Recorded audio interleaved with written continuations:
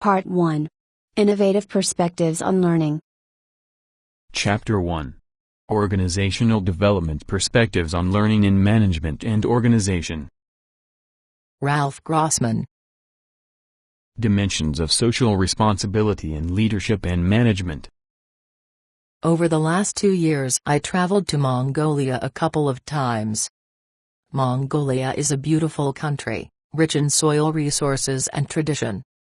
In this country, marked by its unique landscape and culture, an intensive industrialization in the mining industry is about to start and to play a dominant role in the coming decades. Foreign investors have been granted the license for huge projects of mining gold, copper, coal, and rare soil. This development will bring about an increase of the economic growth rate, but it will also evoke the following questions. Will the economically disadvantaged part of the population be able to participate in this development? Will it be possible to invest the revenues of the mining industry in social infrastructure for health, education, communication and transport? Will it be possible to maintain the ecological resources and to prevent large areas of the country from being devastated and the quality of water and soil from being drastically decreased?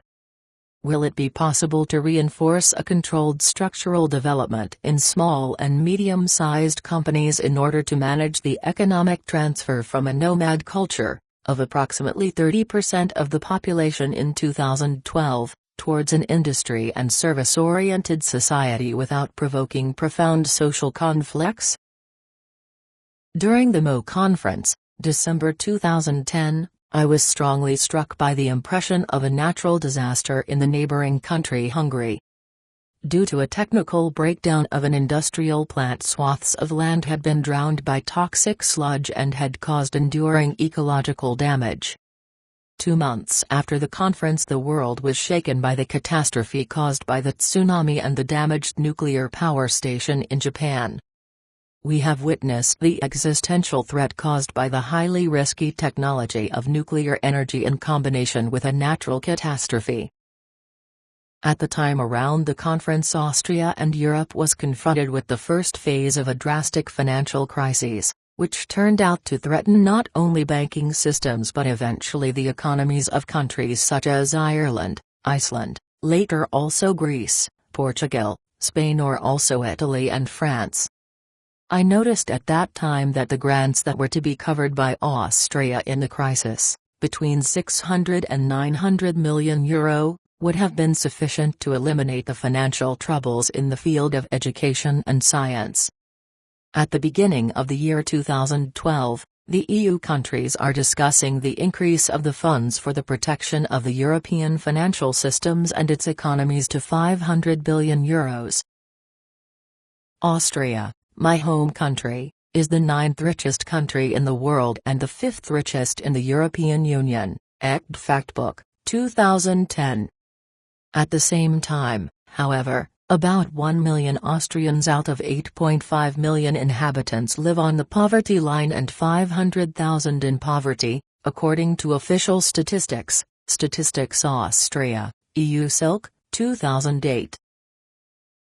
The euro crisis has caused drastic saving programs by the governments of all European countries.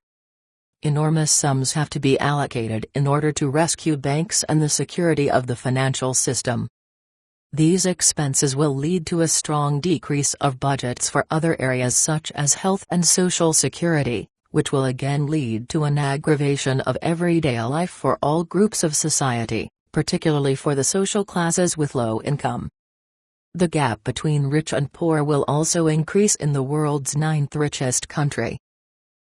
The flashlights of global development stress the importance of the issue of responsible leadership.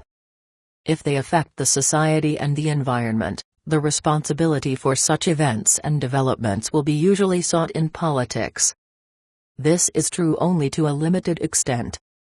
The political system is being blamed for problems that are not their sole responsibility. Also liable for these problems are decision-makers in organizations, particularly managers of companies, but also managers of the public administration.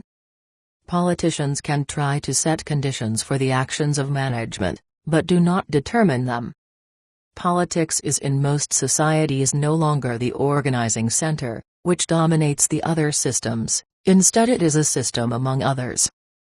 The economic and social development takes place within a network of organizations. Politics is an important environment for business, but only one environment. We live in a society of organizations. An outstanding feature of developed industrial societies is their high degree of being organized. Societal problems and also many personal problems are processed in and by organizations.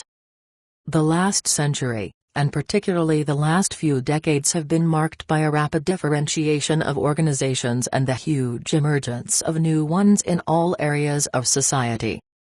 This increase in the level of organizations has increased the capacity of society to deal with problems enormously, but at the same time this will also create new problems. The specialized organizations solve problems and create new ones that have to be dealt with by new or reshaped organizations. The increasing specialization of organizations accelerates the creation of new organizations. This creates in consequence an enormous demand for cross-sectoral coordination and integration. Society has become highly dependent on the potential and performance of their organizations.